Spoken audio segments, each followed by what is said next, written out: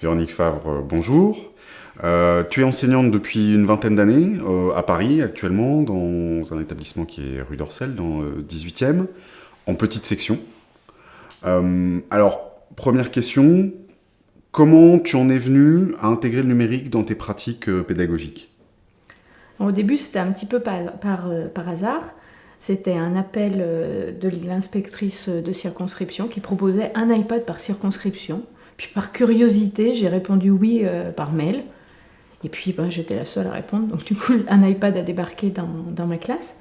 Et j'ai appris à m'en servir petit à petit, sur le tas comme on dit, et en essayant les choses voilà, au fur et à mesure des besoins de la classe et au fur et à mesure de ce que j'apprenais aussi, puisqu'il n'y avait pas beaucoup de littérature sur le sujet en 2011.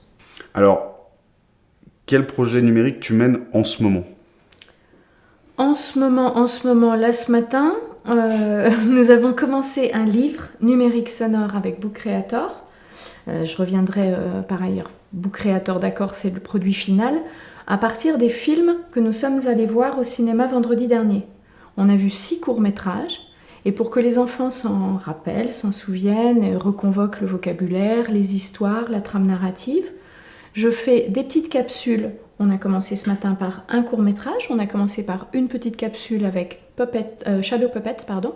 On a fait une première capsule que j'insère dans un livre numérique dans Book Creator, avec des photos.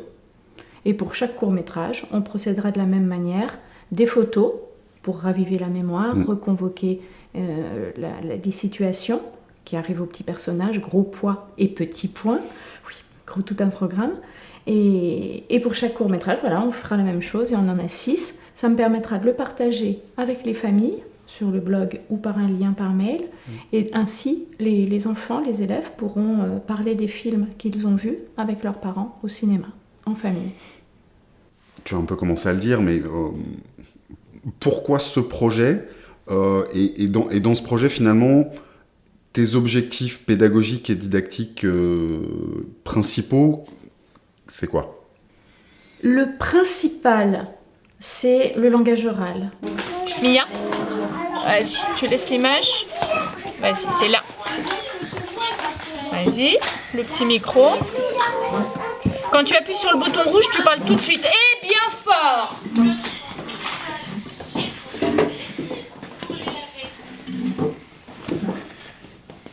Vas-y.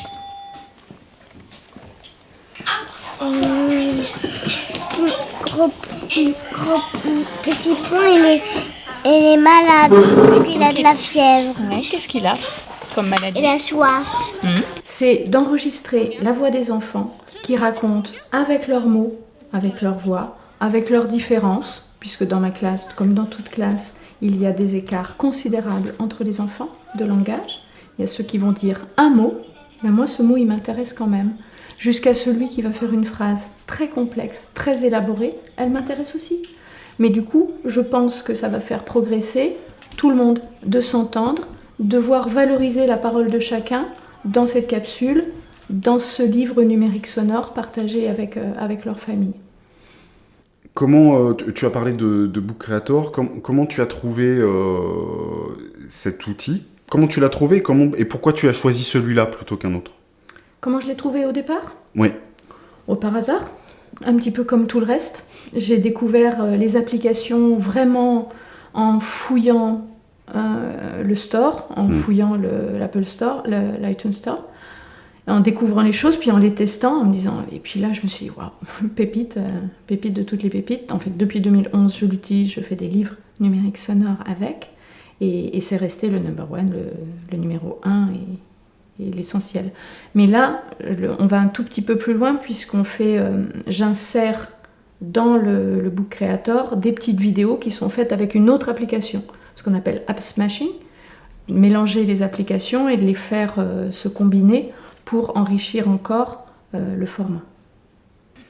Est-ce qu'il y a d'autres personnes qui participent à ce projet dans ton établissement? Sur ce projet-là, c'est un projet de classe. C'est un projet de classe à destination des familles de mes élèves et par rapport aux besoins de mes élèves. Non, c'est un projet de classe.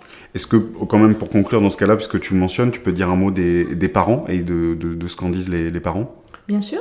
Ce sont des productions, celles-ci, et puis d'autres que nous avons faites que nous avons réalisées depuis le mois de septembre. Ce sont des productions que je partage sur un blog de classe privé avec un mot de passe qui est accessible aux seuls parents de ma classe. Et voilà, elles sont partagées comme ça et ça me permet moi de leur expliquer ce que je fais avec les tablettes. De lever peut-être une certaine appréhension ou une certaine réticence sur l'introduction de tablettes auprès de très jeunes enfants, en l'occurrence les leurs. Je présente à la réunion de rentrée, mais mon blog de classe me permet d'expliquer ce que nous faisons en classe et de le montrer, tout simplement, de le démontrer en partageant les productions, tout simplement.